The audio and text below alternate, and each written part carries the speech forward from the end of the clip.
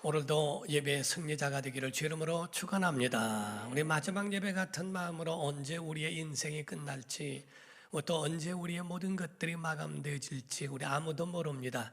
우리 오늘이라는 이 시간에 오늘도 예배 승리자가 되기를 주 이름으로 축원합니다. 하나님의 마음은 성품, 속성은 사랑입니다. 그 사랑이 이 모든 만물을 만들게 하셨고 사람을 만드시고 그 사람을 에덴 동산에 두시며 또 그 사랑을 베풀어 주셨고 또 그 사랑이 타락한 아담과 하와이의 그 모든 후손들과 모든 인류를 위하여 하나님의 아들을 이 땅에 보내셔서 독생자를 주셨으니 라고 말씀한 것처럼 그분의 공로가 피의 은혜가 우리를 구원하게 하셨다 하는 겁니다. 그 사랑이 하나님의 성품이 있어요. 하나님이 우리 인류에 대한 심판과 재앙과 근심과 고통, 이것은 하나님의 본심이 아니라고 성경은 말씀하고 있다 하는 겁니다. 그러면서 하나님의 마음은 어떠한가? 예레미야에 가서 3장 33절을 보면 주께서 인생으로 고생하게 하시며 근심하게 하시면 본심이 아니심이로다 라고 말씀을 합니다. 또 민수기 6장 24절에서 26절을 보면 여호와는 내게 어떻게 복을 주시기를 원하고 너를 지키시기를 원하며 여호와는 그의 얼굴을 내게 비추사 은혜 베푸시기를 원하며 여호와는 그 얼굴을 내게로 향하여 드사 평강 주시기를 원하노라 할지니라 하라 라고 말씀을 합니다. 어떤 상황이 있든지 어떤 죄를 범했든지 하나님 앞에 나와 회개하면 하나님은 그들을 용서하시고 그들을 품으시고 그들에게 살 길을 열어주시는 이것이 하나님의 마음이요 하나님의 성품이라고 하는 속성이라는 것을 말씀하고 있습니다. 오직 사람이 고통을 받고 그렇게 힘든 나날을 사는 것은 마치 죄수를 격리하듯 죄를 범한 그들에 대하여 받는 대가에 불과한 것뿐입니다. 사랑하는 성도 여러분, 모든 인류의 모든 살아가는 삶 속에는 사회적으로도 거기에 대한 모든 격식과 절차가 있고 거기에는 자격이라는 것이 있는 것처럼 아무나 어느 곳에 들어갈 수 있는 것이 아니고 거기에 허용된 대로 자격이 설정되어 있고 격식과 절차라고 하는 것을 통하여 들어갈 수 있는 것 같이 영적으로도 영혼에 관한 것은 하나님의 섭리와 하나님의 경륜 속에서 우리가 들어갈 수 있는 영생의 길도 우리 안에 있더라 하는 겁니다. 성도들은 예수 그리스도를 영접함으로써 구원을 받는 것으로만 끝나는 게 아닙니다. 하늘에는 해만 있는 게 아니라 별도 있고 달도 있고 많은 별들이 2천억 개, 4천억 개의 그러한 모든 별들이 존재하고 있는 것처럼 우리는 해만 있는 것으로 오해하면 안 되죠. 달만 있는 게 아니고 별들도 그와 같이 많더라. 낮엔 별들이 떠 있는 것이 보이지 않지만은 그러나 없는 것이 아니라 해의 그 빛이 너무나 밝기 때문에 별이 그 빛을 나타내지 못하는 것뿐이죠.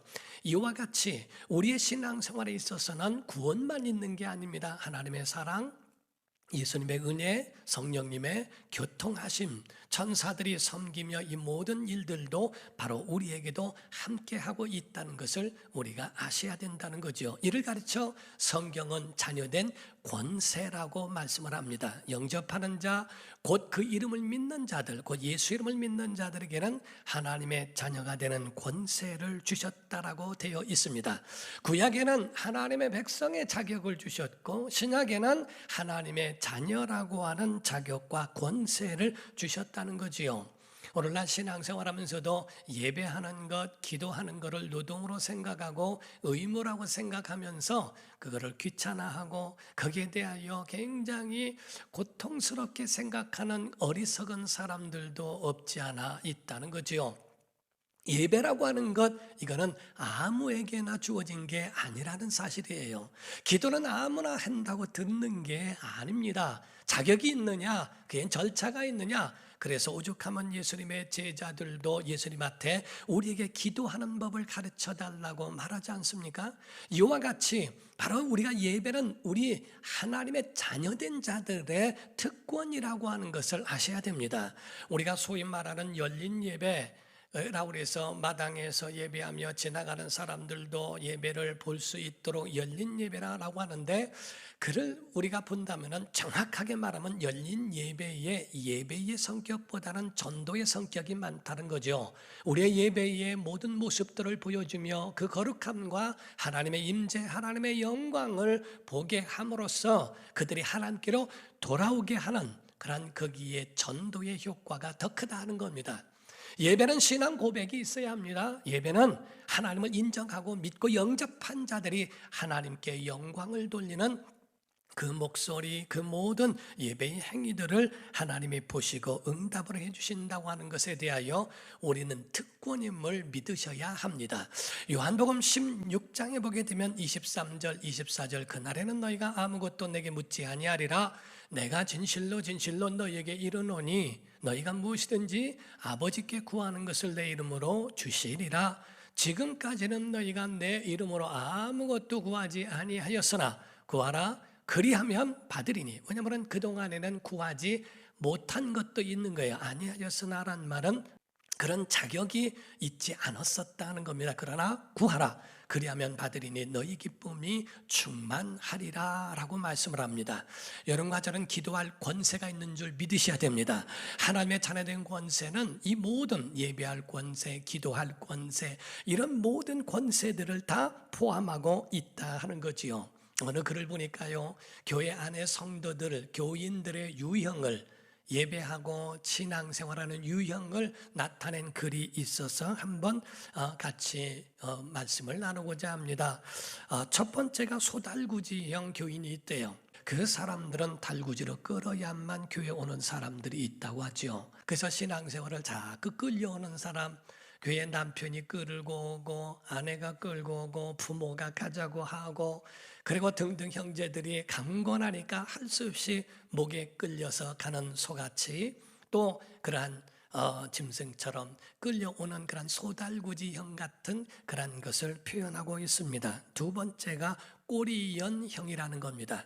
꼬리연형은 어느 때 보면은 팍 상승해서 올라가는데 어느 때 보면은 뱅글뱅글 돌다가 한순간에 곤두박질해서 그 가운데 떨어져 버린 것처럼, 신앙생활이 어떤 때는 기분이 좋고 기쁨이 있어서 막 잘하는 것 같은데 어떤 때는 한순간에 낙심과 절망의 나락에 떨어져 있는 형을 꼬리연형이라고 말을 합니다. 세 번째가 고양이형이라고 그러는데, 쓰다듬어 줄 때는 야옹야옹 해가면서 얼마나 기분 좋았는데, 그런데 조금만 서툴면 그냥 주인이건 뭐건 핥혀버리고 물어뜯고 하는 고양이형도 있더라.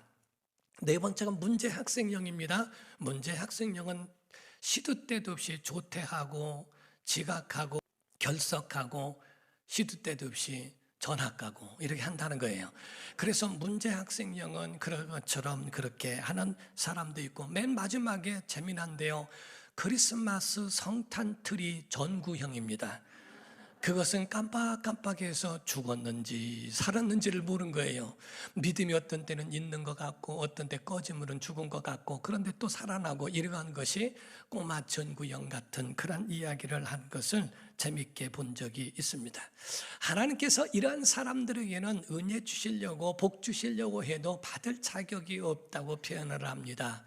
정말 그들에게 하나님이 내려주시려고 해도 하나님도 감당할 수 없는 사람들도 있더라 하는 거지요. 부모가 자녀를 감당할 것 같습니까? 사랑을 하지만 통제가 되는 아이들도 있지만 통제가 되지 않는 그런 천방지축의 아이들도 있는 것처럼, 부모가 감당이 안 돼서 많이 고민하고 힘쓰는 그런 것을 보듯이, 하나님께서 능력이 없어서가 아니라 하나님은 사랑하시기 때문에 그 모든 자유의지를 주셔서 그들을 위하여 행하시지만은 하나님의 계명과 말씀을 쫓아 행하는 자들에게 주시는 그런 절차와 그런 모든 길들도 있더라 하는 거지요. 사랑하는 성도 여러분, 이 세상을 살아가면서 성도들에게 가운데에 제일 불쌍한 사람들이 누구일까라고 하는 겁니다. 어떤 사람은 생각하기를 제일 불쌍한 사람은 복을 못 받은 사람이라고 생각을 하지만은 그렇지 않다는 거예요. 어떤 개그 이 프로에서 말을 하기를 어떤 선생님이 학생들에게 이야기를 합니다. 어떤 버스가 한참 가고 있는데 그 버스가 다리에서 떨어져 많은 사람이 죽었다. 그런데 그렇게 죽은 가운데 누가 가장 억울하겠니? 라고 이야기를 하며 버스를 번호를 잘못 알고 탄 사람 뭐 등등 이야기하고 자다가 한 정거장 더 간 사람 뭐 이렇게 이야기를 합니다. 그런데 가장 불행했던 사람은 누구냐면은 그 버스에서 잠자는 사람, 한 정거장 더 가는 사람을 깨우다가 죽은 사람 이렇게 얘기를 합니다. 똑같이 많은 불행한 사람을 이야기하더라도 우리에게 복을 못 받은 사람이 아니라 복을 받았으면서도 알지도 못하고 누리지도 못하고 지키지도 못한 사람, 그 사람이 더 불행하고 불쌍한 사람이라고 표현하고 있죠. 오늘은 이삭에 관한, 이삭의 아들 쌍둥이의 에서와 야곱에 관한 말씀으로 함께 은혜를 나누고자 하는 겁니다. 이삭이라고 하는 사람은 어떤 사람인가? 40세에 결혼을 했고 60세에 쌍둥이 아들을 얻게 됩니다. 그 이삭은 정말 믿음이 있어서 아버지의 믿음을 전수받은, 그래서 내시로 말미암아 대적의 물을 얻을 것이다 라고 하는 믿음의 조상의 아들로 이어진 믿음의 반열에 서 있는 이삭입니다. 나이가 어느 정도 그래도 섰는데 그때 아버지가 그 이삭을 모리아산에서 바치게 될 때에 아버지는 나이가 들어서 할아버지가 되었고 자기는 젊은 사람으로서 있으니 얼마든지 아버지가 자기를 죽이려 할 때 도망갈 수도 있지 않습니까? 자기 다리는 튼튼하고 거기 묶으려고 할 때에 묶일 수 있습니까? 도망가면 잡을 수도 없죠. 그런 가운데 있지만 이삭의 믿음은, 아버지의 믿음은 내 믿음이고 아버지 하나님 나의 하나님이라는 믿음의 일치, 신앙의 일치적인 것을 가지고 하나님께서 그의 합격을 받음으로 인하여 내 자손으로 말미암아 대적의 문을 얻고 대적의 또 문을 얻는 그런 씨가 될 것이다 라고 하는 하나님의 언약을 그 가운데 받지 않습니까? 그런 그 이삭에게 두 아들이 태어나게 됐는데 하나는 들의 사람 에서요, 익숙한 사냥꾼이라고 되어 있습니다. 오늘 본문 말씀 27절을 보게 되면 그 아이들이 장성함에, 에서를 말하죠. 에서와 야곱이죠. 에서는 익숙한 사냥꾼이었으므로 들 사람이 되고 야곱은 조용한 사람이었으므로 장막에 거주했다고 되어 있습니다. 들에서 사냥하는 익숙한 사냥꾼이란 말은 뛰어난 사냥꾼, 타고난 사냥꾼이라는 그런 노련한 사냥꾼을 표현하고 있습니다. 그래서 들 사람이 되고 야곱이란 사람은 조용한 사람으로서 그러한 제비가 될 수 없으니까 집사람이 됩니다. 집에서 사는 조용한 장막 사람이 되더라고 이렇게 표현하고 있더라는 거죠. 그때 당시에 직업으로 봤을 때는 사냥꾼이 1위 직업이었다고 봅니다. 그리고 평민들이 가지고 있는 직업은 목축업이라고 이야기를 해서 양을 키우고 하는 것은 평민들이 살아가는 것이고 또 나가서 사냥하는 그런 사람은 아주 그 마을의 영웅과 같은 존재, 인기 절정의 사람이 될 수도 있더라 하는 겁니다. 우리가 보게 되면 이 가운데에 알게 될 때 많은 성도들이 성경 안에서 모델을 찾고자 할진데 그 모델 가운데 아브라함을 생각해 봅니다. 아브라함 믿음의 조상인데 어떻게 그 아브라함을 따라갈 수 있을까? 엄두를 못 낼 거야. 그러면은 출애굽의 영웅인 모세는 그런 큰 믿음. 모세도 내가 따라갈 수가 없어. 그러면 갈멜산의 엘리야. 엘리야도 좋지만 내가 가기는 굉장히 어려울 거야. 그럼 누구를 말할까? 다니엘, 사무엘, 흠도 없고 점도 없었던 다니엘, 사무엘, 요셉 같은 사람, 그런 사람들의 그 성경의 영웅들 같은 사람, 믿음의 큰 사람들을 생각하면 우리의 믿음이 작아지고 자꾸 그 가운데 용기를 갖는 것보다는 자꾸 그렇게 살지 못하는 자기 자신에 대하여 절망감을 가질 때가 많더라는 거지요. 그런데 야곱을 생각하면 좀 만만하다는 겁니다. 야곱을 보니까 야곱이 그렇게 좋은 사람 같지는 않아요. 야비하고 비열하고 자기 형도 속이고 그 약점을 이용하고 아버지도 속이고 다 했던 그런 것을 보면은 이런 사기꾼이 어디 있을까? 그래서 그 가운데에 야곱과는 조금 내가 야곱보다는 조금 낫지 않을까라고 하는 자신감과 용기가 생기는 그 사람이 바로 야곱이라고 표현하고 있다는 사실입니다.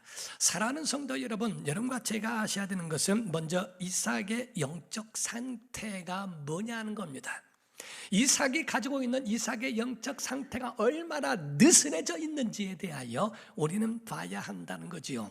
우리의 신앙생활은 항상 충만한 게 아닙니다. 느슨할 때도 있어요. 정신 차리지 않으면 우리가 다시 일어날 수 없고 정말 그럴 때도 우리에게 위기가 올 수도 있다라는 겁니다.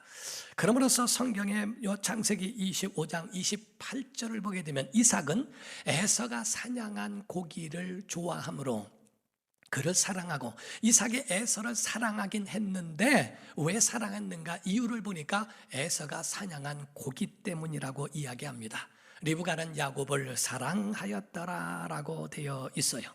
사랑하는 성도 여러분, 정말 에서를 사랑하되 고기 때문에 사랑한다? 좀 이상하지 않겠어요? 뭔가가 믿음의 절정과 같은 그러한 정말 믿음의 조상으로서의 모습이 보이는 게 아니라 먹기를 탐하는 사람처럼 보이기도 하지 않습니까? 그러던 어느 날 팥죽 사건이 일어나게 됩니다. 에서가 사냥을 하고 막 한 다음에 돌아오는데 먹을 것이 없었어요. 집에 돌아왔을 때 보니까 팥죽을 끓이고 있는 그 야곱의 모습을 보게 됩니다. 그때에 거기서 그 있는 것, 그 붉은 것을 내게 달라고 그러죠. 29절부터 30절을 보면 야곱이 죽을 쑤었어요.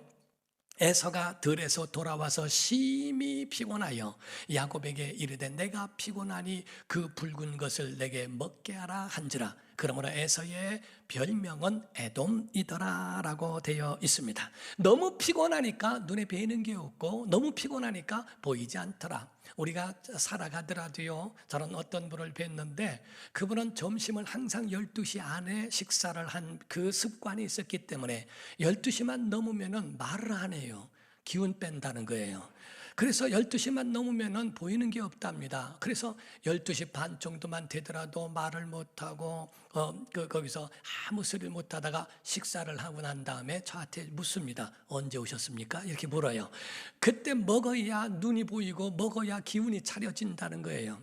그러니까 유독 배고픔을 느끼는 사람이 있더라는 거죠.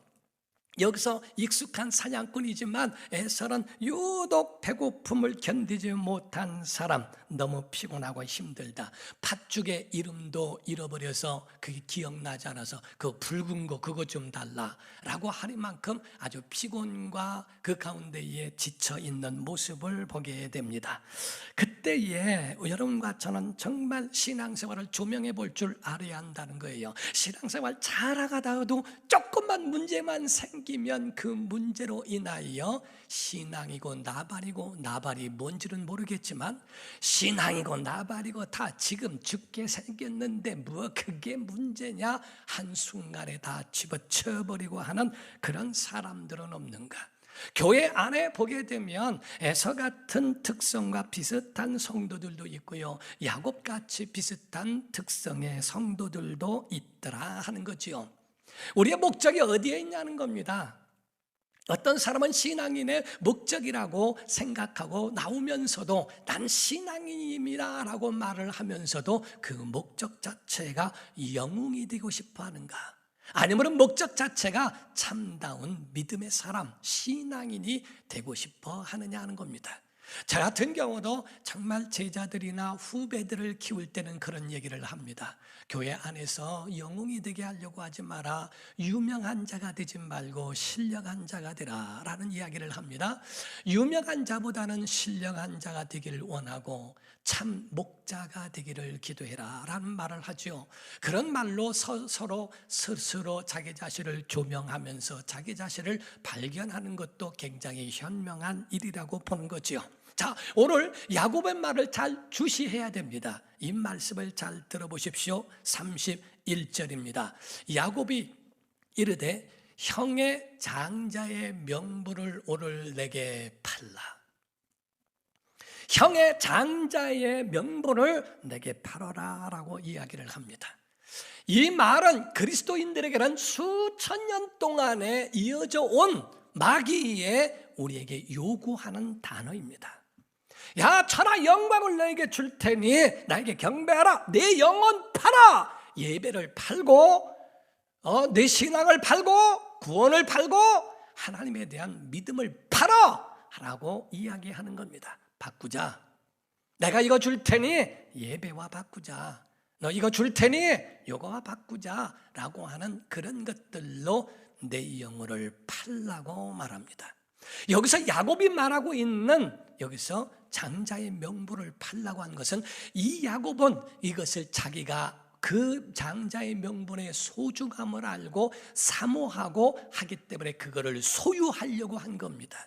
그러나 마귀가 말하고 있는 그러한 말은 소유하려고 하는 것이 아니라 하나님의 사람을 하나님과 이간케 하고 그 마음을 파괴케 하고 지옥의 나락으로 떨어지게 하기 위한 마귀의 계략이요, 마귀의 공격이요, 마귀의 잘못된 불화살과 같은 그런 모습이라는 거지요. 이와 같이 여러분과 제가 정말 과연 어떤 것이 우리 안에 현명한 대답일까?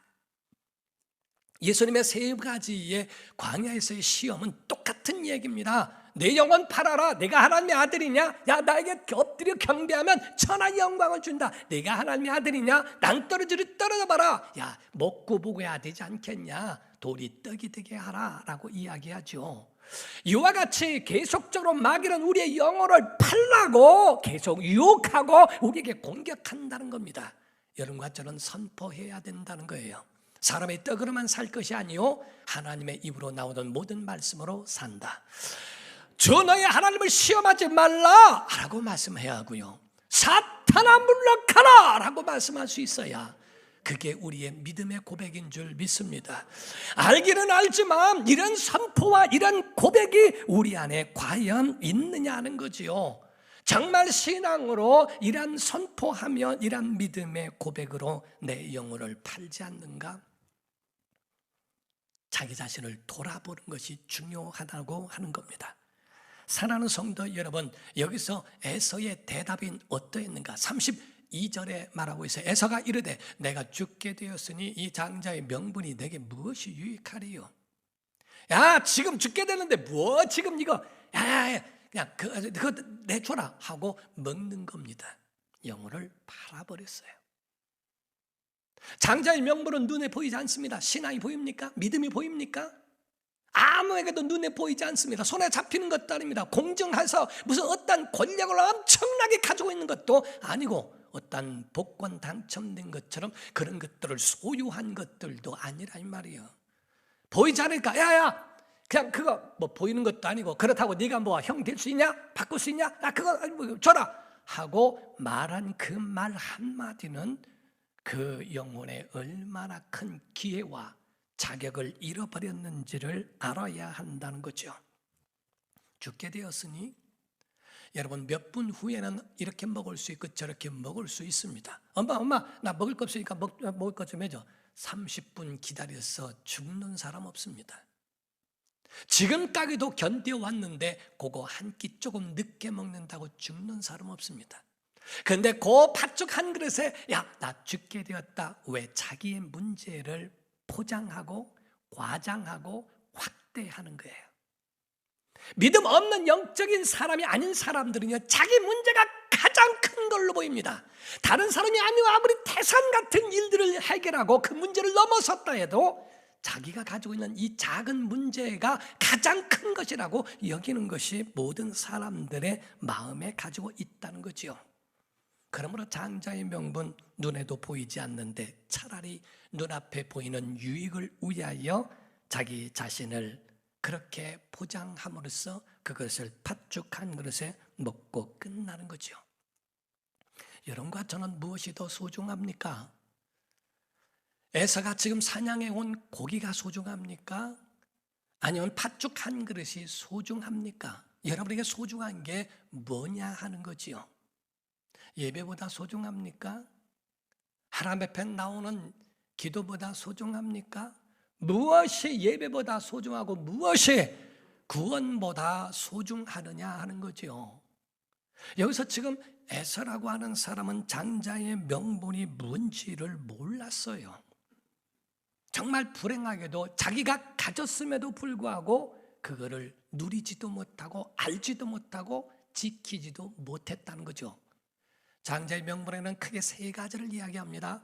첫 번째가 장자의 명분의 첫 번째는 가문의 족보, 구원의 반열에 오르는 복이었습니다. 아브라함과 이삭과 야곱의 하나님이로라. 예수님도 말씀하셨죠. 나는 아브라함의 하나님, 이삭의 하나님, 야곱의 하나님. 아브라함의 하나님, 이삭의 하나님, 야곱의 하나님은 죽은 자의 하나님이 아니라 산 자의 하나님이 아니냐. 예수님 말씀하실 때 야곱이 들어가죠. 항상 나는 아브라함과 이삭과 야곱의 하나님이로라. 하나님 말씀합니다. 원래는 아브라함과 이삭과 에서의 하나님. 이 장자의 명분임에도 불구하고 팥죽 한 그릇과 이 명분을 바꿔버렸어요. 에서의 하나님이 아니라 이제 야곱의 하나님으로 바뀌어버립니다. 구원의 반열에서 제외돼 버렸어요. 하나님의 기억 속에서부터 지워져 버렸다 이 말이에요. 에서라는 사람은 도태되고 그의 모든 자손들이 끝나버리지만은 야곱이라는 사람에 대하여서는 하나님이 항상 아브라함과 이삭과 이 야곱의 하나님이라는 말씀으로 이어가게 합니다. 아브라함이 이삭을 낳고 이삭이 에서를 낳고 해야 될 것을 이 모든 족보에서 빠지게 되버리고 아브라함이 이삭을 낳고 이삭이 야곱을 낳았다고 이렇게 성경은 말하고 있다 하는 사실이죠. 두 번째 장자의 명분의 권세는 축복의 권세예요. 장자는 그 가정의 형제들을 책임질 수 있는 그러한 권한이 있어요. 그래서 그들에게 입술의 권세, 그럼으로써 두 가지로 얘기하면은 그 가운데에 정말 입술의 권세와 손끝의 권세가 같이 있다고 봐야 된다는 거죠. 입을 열어 축복할 수 있고 저주로 문을 닫아버릴 수도 있다는 겁니다. 손끝에 복이 있어서 하는 모든 일들마다 복된다는 거죠.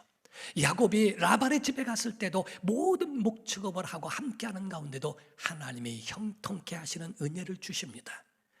이런 축복의 권세가 있음을 에서는 잃어버렸다는 것. 세 번째가 제사의 권세입니다. 세상 사람들도 장손이다 뭐하다 하면 제사에 대한 말을 하죠. 원래 하나님 앞에 나와 제사하는 그 제사의 의미는 속죄의 의미가 있어요. 가족의 어려움과 가족의 죄와 가족의 잘못된 것들을 다 끌어안고 하나님 앞에 나와 제사하면서 용서해달라고 하는 속죄와 그들을 위하여 기도할 때에 하나님이 들어주신다고 하는 그 기도로서 상달시키는 그러한 제사의 그 권세, 제사권까지도 있더라 하는 거죠. 그런데 이 권세, 이 권한을 다 잃어버립니다. 야곱이란 사람은 그거를 삽니다. 내 장자의 명분을 내게 팔라 라고 이야기할 때에 싹 가져가라고 이야기하고 그거를 팔고 사고 하는 흥정이 이루어집니다. 오늘 본문 말씀에 있는 것처럼 33절 34절을 보면 야곱이 이르되 오늘 내게 맹세하라. 에서가 맹세하고 장자의 명분을 야곱에게 팔았다고 되어 있습니다. 야곱이 떡과 팥죽을 에서에게 주매 에서가 먹으며 마시고 일어나 갔으니 에서가 장자의 명분을 가볍게 여겼더라. 무엇이 예배보다, 무엇이 구원보다, 무엇이 신앙보다 더 소중한 게 있습니까? 여기서 지금 말하고 있는 이 에서에 대하여서는 벌써 주께서 그를 미워하시고 야곱에 대해서는 사랑하신 부분을 말씀하고 있는데 사람들이 말하는 평가와 하나님이 말씀하는 성경이 말하는 평가는 다릅니다. 여기서 자기 형의 배고픈 그 약점을 늘려서 장자권을 사 이런 비열하고 비겁하고 이러한 치사하고 사람들이 봤을 때는 이해가 되지 않죠. 어떻게 야곱을 하나님이 사랑하셔? 어떻게 야곱이 그럼 우리도 그렇게 사기쳐서 구원도 받고 사기쳐서 장자의 명분과 복을 받으려면 사기쳐도 된다는 얘기야? 하고 이렇게 반문을 할 수도 있겠죠. 성경의 평가는 다릅니다. 성경의 평가는 로마서 9장에 나오는데요. 9장 12절에서 14절입니다. 리브가에게 하나님이 말씀하시는 거예요. 이르시되 큰 자가 어린 자를 섬기리라 하셨나니 기록된 바 내가 야곱은 사랑하고 에서는 미워하였다 하심과 같으니라. 그런즉 우리가 무슨 말을 하리요? 하나님께 불의가 있느냐? 그럴 수 없느니라. 하나님께는 그분의 말씀이 공의요, 그분의 말씀이 정의요, 그분의 말씀이 옳다는 거예요. 그렇기 때문에 에서에 대하여서는 하나님이 미워했고 야곱은 사랑하셨다라고 이렇게 되어 있는데, 우리가 그 야곱의 행위를 배우라는 말이 아닙니다. 여기서 말하는 건 야곱의 행위가 옳으니 야곱의 행위대로 복이라면 무조건 뺏어라, 복이라면 무조건 남을 속여서라도 취하라 하는 그런 의미를 말하는 게 아닙니다. 여기서 하나님이 야곱을 사랑하신 거는요, 야곱의 가치관 때문에 그래요. 야곱의 가치관이라고 하는 것은, 이 야곱은 신령한 것을 그가 사모했고 하나님의 백성된 장자의 명분을 가진 그 권세를 소중히 여겼던 가치관이 있었다는 겁니다.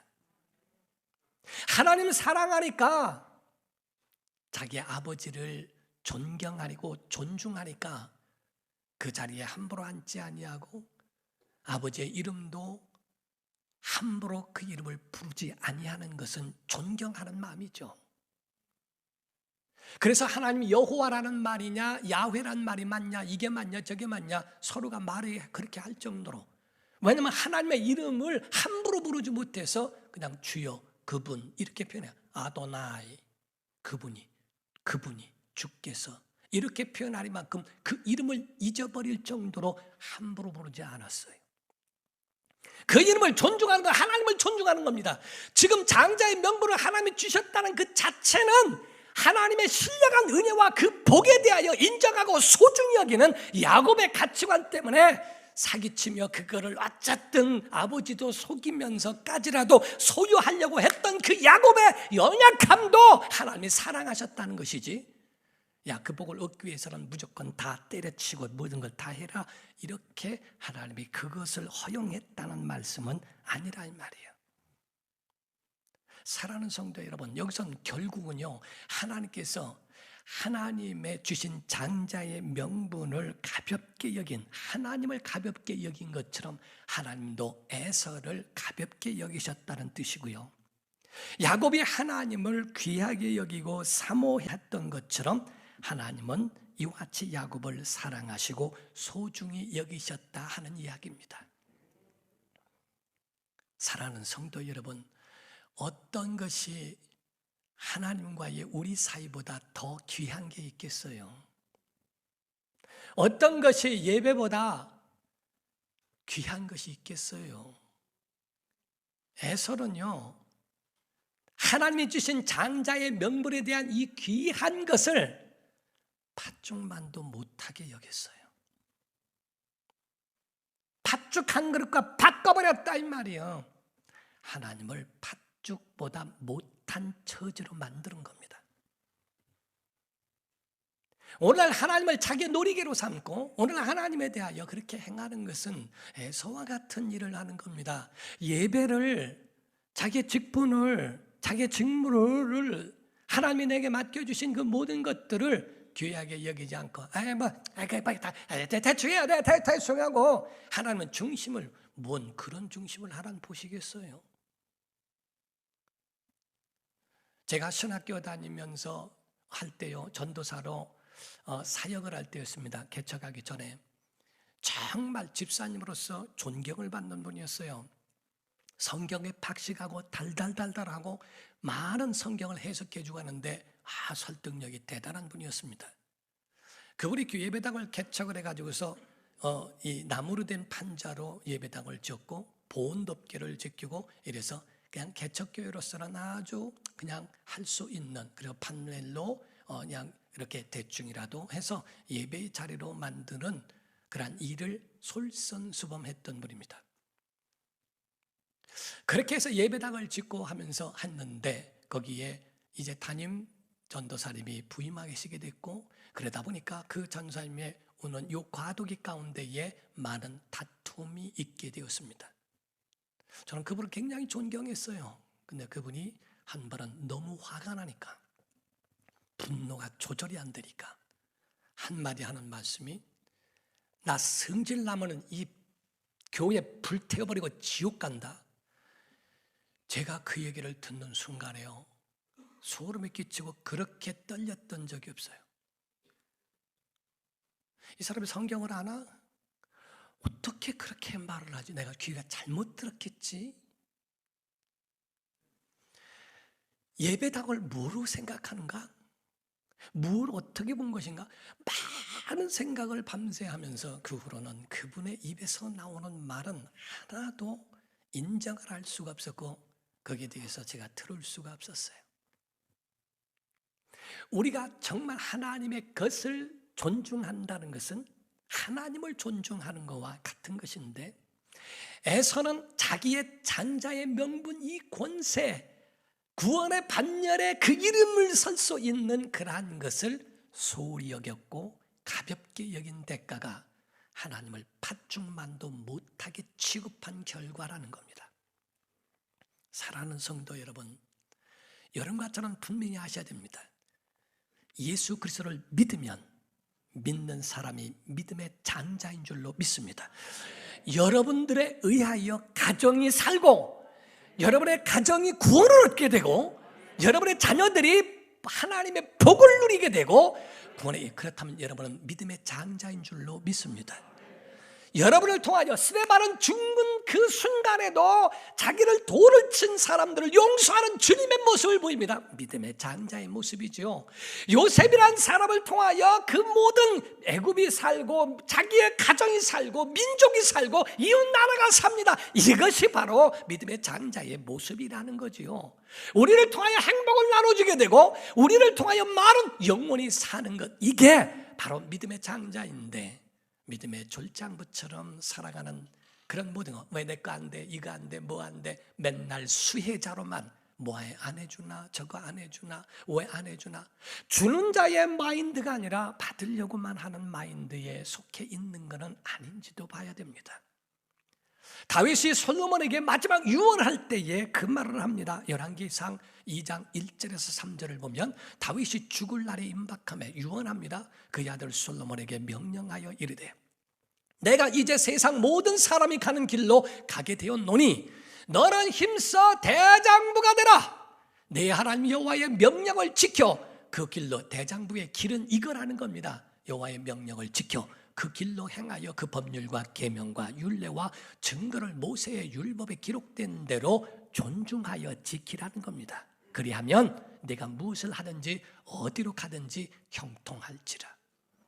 사랑하는 성도 여러분, 정말 여러분이 예배나 직무나 이런 일들에 대해서 믿음의 좀 대장부가 됐으면 좋겠어요.